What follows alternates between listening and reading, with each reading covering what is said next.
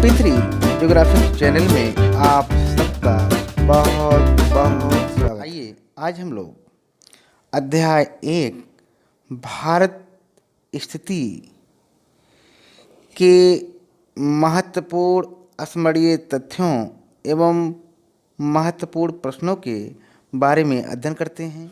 आइए सबसे पहले हम लोग महत्वपूर्ण स्मरणीय तथ्य में देखेंगे, जिसमें पहला पॉइंट है प्राचीन भारत के राजा दुष्यंत के पुत्र भारत के नाम पर इस देश का नाम भारत रखा गया, जबकि अनेक विद्वानों के अनुसार प्राचीन काल में यहाँ रहने वाली भारत जनजाति के नाम पर इस देश का नाम भारत पड़ा। और नेक्स्ट है सिंधु नदी के नाम पर इंडिया शब्द की उत्पत्ति हुई।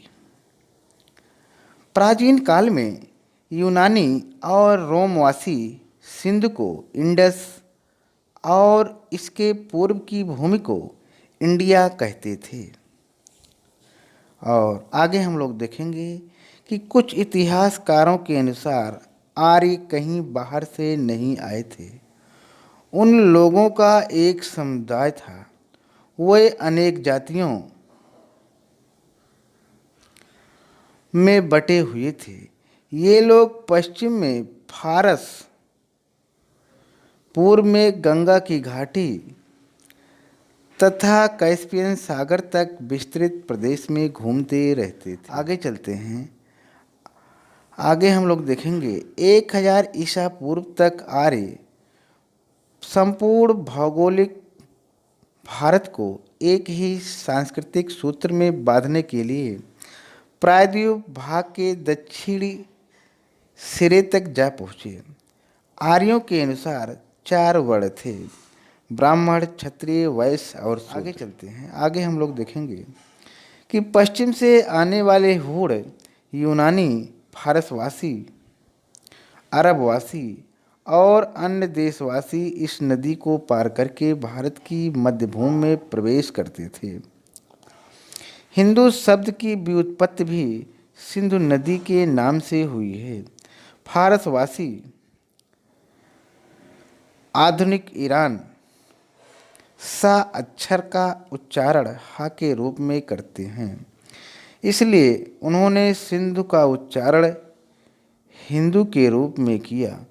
अतः सिंधु के पूर्व की भूमि को हिंदुस्तान कहा जाता था।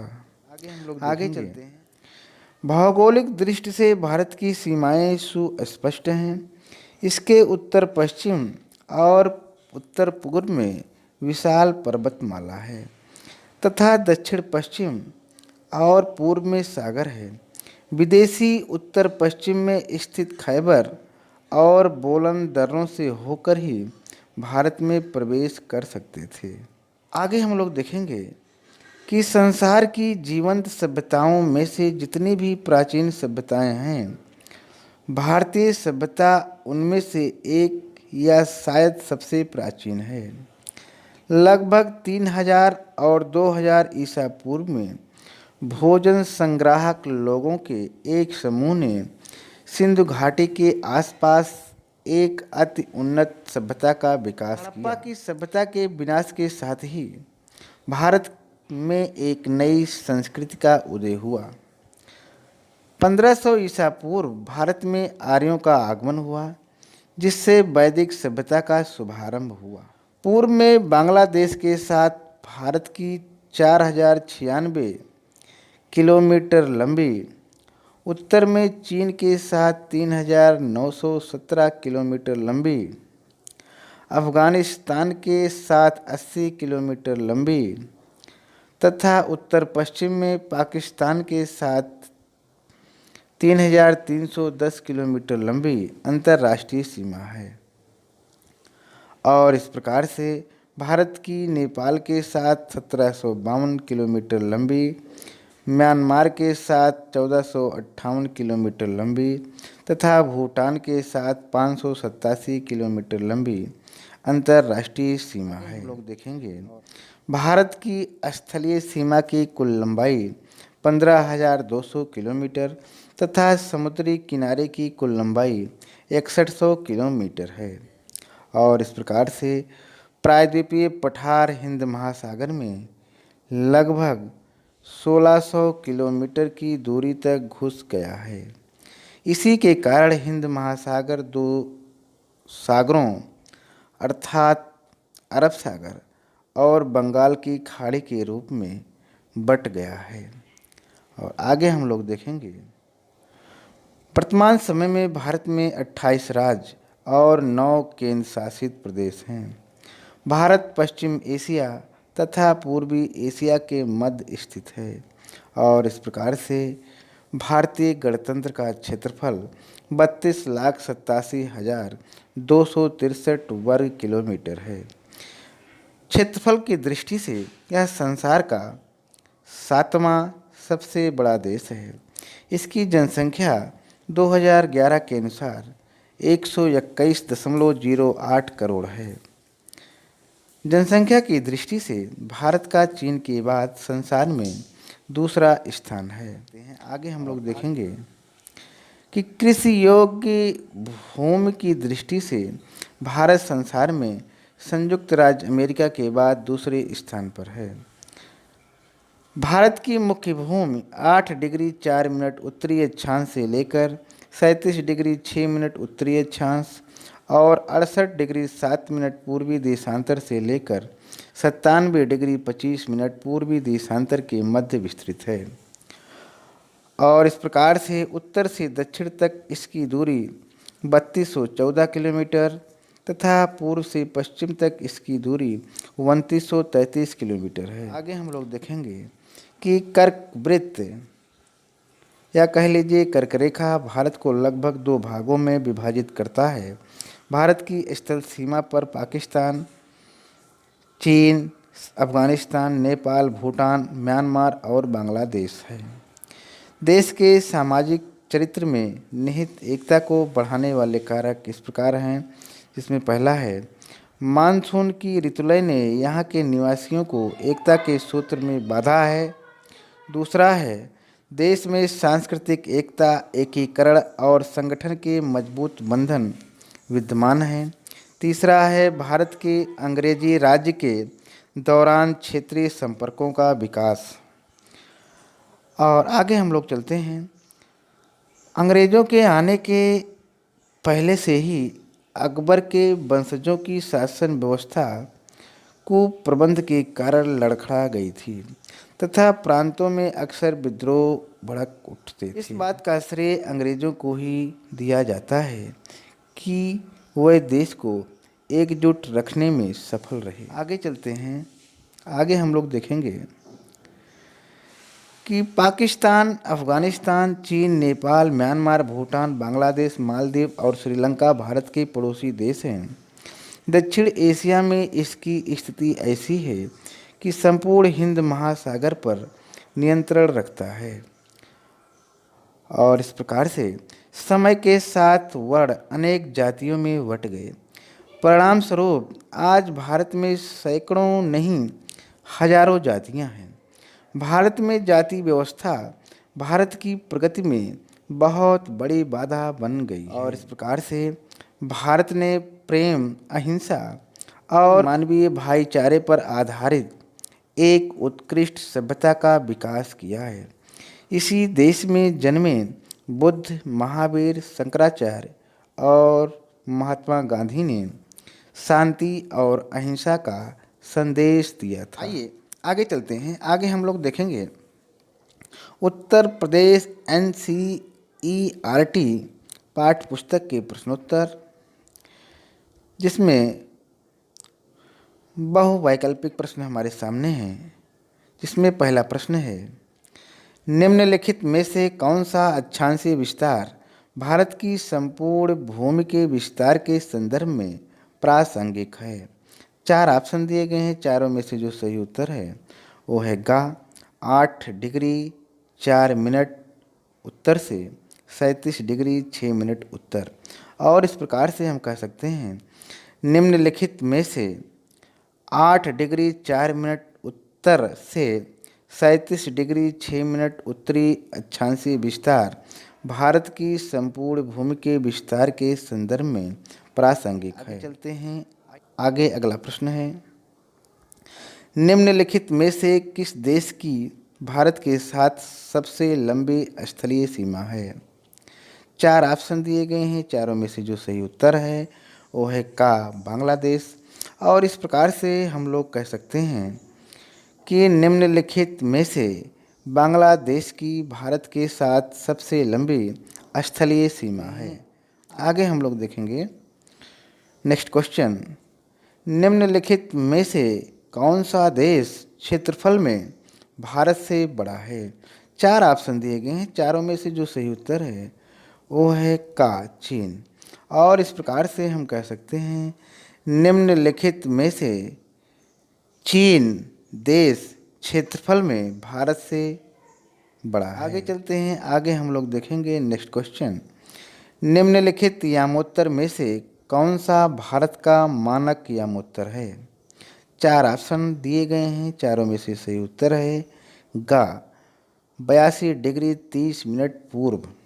और इस प्रकार से हम कह सकते हैं कि निम्नलिखित यामोत्तर में से 82 डिग्री 30 मिनट पूर्व भारत का मानक यामोत्तर है। आइए देखते हैं अगला प्रश्न, अगर आप एक सीधी रेखा में राजस्थान से नागालैंड की यात्रा करें तो निम्नलिखित नदियों में से किस एक को आप पार नहीं करेंगे? 4 ऑप्शन दिए गए हैं, चारों में से सही उत्तर है खा सिंधु। और इस प्रकार से हम कह सकते हैं कि अगर आप एक सीधी रेखा में राजस्थान से नागालैंड की यात्रा करें तो निम्नलिखित नदियों में से सिंधु नदी को आप पार नहीं करेंगे। आइए आगे चलते हैं, आगे हम लोग देखेंगे अति लघु उत्तरीय प्रश्न। इसका उत्तर 30 शब्दों में देना होता है। आइए देखते हैं, जिसमें पहला प्रश्न है, क्या भारत को एक से अधिक मानक की आवश्यकता है? यदि हाँ तो आप ऐसा क्यों सोचते हैं? इसका उत्तर इस प्रकार है, उत्तर है हाँ, भारत को एक से अधिक मानक समय की आवश्यकता है क्योंकि भारत का देशांतरीय विस्तार 30 डिग्री है, जिससे इसके पूर्व पश्चिम समय में 30 गुणे 4 = 120 मिनट या 2 घंटे का अंतर आ जाता है। संयुक्त राज्य में 7 तथा रूस में 11 मानक समय पाए जाते हैं। आगे चलते हैं, आगे हम लोग देखेंगे नेक्स्ट क्वेश्चन, भारत की लंबी तटरेखा के क्या प्रभाव हैं? इसका उत्तर इस प्रकार है, भारत की लंबी तटरेखा जो 7517 किलोमीटर तक विस्तृत है, भारत के लिए बंदरगाहों के विकास की दृष्टि से प्राकृतिक वरदान सिद्ध हुई है। इन बंदरगाहों के कारण भारत अंतर्राष्ट्रीय जगत में व्यापार करने तथा संबंध बनाने में भाग्यशाली रहा है। और आगे चलते हैं, आगे हम लोग देखेंगे नेक्स्ट क्वेश्चन, भारत का देशांतरीय फैलाव इसके लिए किस प्रकार लाभप्रद है? इसका उत्तर इस प्रकार है, भारत का देशांतरीय फैलाव लगभग 30 डिग्री है, जिससे भारत को पूर्व से पश्चिम तक अलग अलग प्राकृतिक संसाधनों, फसलों, आर्थिक क्रियाकलापों तथा परंपराओं की विरासत का लाभ मिला है। आगे चलते हैं, आगे हम लोग देखेंगे नेक्स्ट क्वेश्चन। आइए देखते हैं, जबकि पूरब में उदाहरणता नागालैंड में सूर्य पहले उदय होता है और पहले ही अस्त होता है, फिर कोहिमा और नई दिल्ली में घड़ियां एक ही समय में क्यों दिखाती हैं? इसका उत्तर इस प्रकार है, नागालैंड में नई दिल्ली की अपेक्षा सूर्य 2 घंटे पूर्व उदय होता है और 2 घंटे पहले ही छिप जाता है। फिर भी भारत में मानक यामोत्तर के समय के कारण कोहिमा और नई दिल्ली की घड़ियां एक ही समय बताती हैं। आगे हम लोग देखेंगे परीक्षोपयोगी अन्य महत्वपूर्ण प्रश्न, जिसमें बहुविकल्पीय प्रश्न हमारे सामने हैं। जिसमें पहला प्रश्न है, भारत का क्षेत्रफल निम्न में से कितना है? 4 ऑप्शन दिए गए हैं। चारों में से जो सही उत्तर है वो है पहले का 32 लाख, या कह लीजिए 32.8 लाख वर्ग किलोमीटर। और इस प्रकार हम कह सकते हैं भारत का क्षेत्रफल निम्न में से का 32.8 लाख वर्ग किलोमीटर है। हम लोग देखेंगे नेक्स्ट क्वेश्चन, भारत की संपूर्ण तटरेखा द्वीप समूहों सहित कितनी है? 4 ऑप्शन दिए गए हैं। चारों में से जो सही उत्तर है वो इस प्रकार है। दूसरे का ग उत्तर सही है। और इस प्रकार हम कह सकते हैं कि 7,517 किलोमीटर यही उत्तर सही है। और इस प्रकार हम कह सकते हैं भारत की संपूर्ण तटरेखा द्वीप समूहों सहित 7,517 किलोमीटर है। आगे हम लोग देखेंगे भारत का क्षेत्रफल विश्व के क्षेत्रफल का कितना प्रतिशत है? 4 ऑप्शन दिए गए हैं। चारों में से जो सही उत्तर है वो है गा 2.4%। और इस प्रकार हम कह सकते हैं भारत का क्षेत्रफल विश्व के क्षेत्रफल का 2.4% भाग है। आगे हम लोग देखेंगे चौथा प्रश्न। आइए देखते हैं, उत्तर में हिमालय पर्वत, उत्तर पश्चिम में हिंद कुश व सुलेमान श्रेणियों, उत्तर पूर्व में पूर्वांचल पहाड़ियों तथा दक्षिण में विशाल हिंद महासागर में सीमांकित एक बृहद भौगोलिक इकाई है जिसे कहा जाता है। 4 ऑप्शन दिए गए हैं। चारों में से जो सही उत्तर है वो है चौथे का गा, यानी भारतीय उपमहाद्वीप।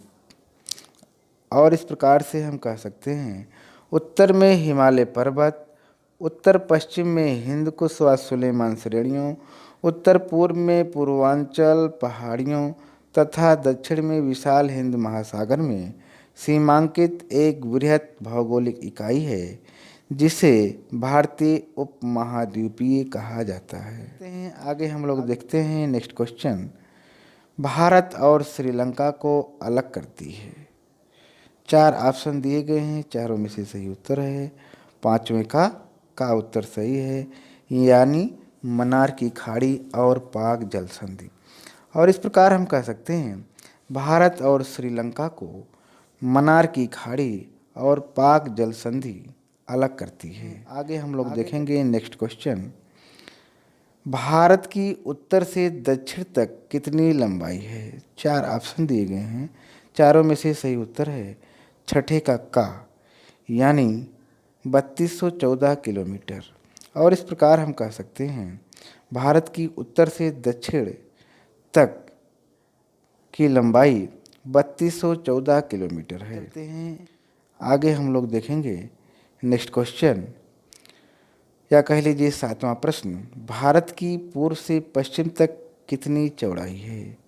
4 ऑप्शन दिए गए हैं। चारों में से जो सही उत्तर है वो है 7वें का उत्तर सही है, यानी 2933 किलोमीटर। और इस प्रकार हम कह सकते हैं भारत की पूर्व से पश्चिम तक 2933 किलोमीटर चौड़ाई है। आगे चलते हैं। आगे हम लोग देखेंगे नेक्स्ट क्वेश्चन, भारतीय मानक समय ग्रीनविच माध्य समय से कितना आगे है? 4 ऑप्शन दिए गए हैं। चारों में से जो सही उत्तर है वो है 8वें का उत्तर सही है, यानी 5 घंटे 30 मिनट। और इस प्रकार हम कह सकते हैं भारतीय मानक समय ग्रीनविच माध्य समय से 5 घंटे 30 मिनट आगे है। आगे हम लोग देखेंगे नेक्स्ट क्वेश्चन, निम्नलिखित में से कौन सा देश भारतीय उपमहाद्वीप में शामिल नहीं है? 4 ऑप्शन है। 4 ऑप्शन में से जो सही उत्तर है वो है 9वें का घ उत्तर सही है, यानी कि मालदीव। और इस प्रकार हम कह सकते हैं निम्नलिखित में से मालदीव देश भारतीय उपमहाद्वीप में शामिल नहीं है। आगे चलते हैं, आगे हम लोग देखेंगे 10वां प्रश्न। आइए देखते हैं, क्षेत्रफल की दृष्टि से भारत का विश्व में कौन सा स्थान है। 4 ऑप्शन दिए गए हैं, चारों में से सही उत्तर है 10वें का उत्तर सही है, यानी 7वां। और इस प्रकार हम कह सकते हैं क्षेत्रफल की दृष्टि से भारत का विश्व में 7वां स्थान है। आगे हम लोग देखते हैं 11वां प्रश्न, या कह लीजिए अंतिम प्रश्न है। आइए देखते हैं, हमारे देश की दक्षिणी सीमा बंगाल की खाड़ी में कितने अक्षांशों पर निर्धारित होती है। 4 ऑप्शन दिए गए हैं, चारों ऑप्शन में से सही उत्तर है वो है 11वें का उत्तर सही है, यानी 6 डिग्री 45 मिनट। और इस प्रकार से हम कह सकते हैं कि हमारे देश की दक्षिणी सीमा बंगाल की खाड़ी में 6 डिग्री 45 मिनट अक्षांश पर निर्धारित होती है। से आज हम लोगों ने अध्याय 1 के महत्वपूर्ण स्मरणीय तथ्यों एवं महत्वपूर्ण प्रश्नों का अध्ययन किया। आज यहीं तक, बहुत बहुत धन्यवाद।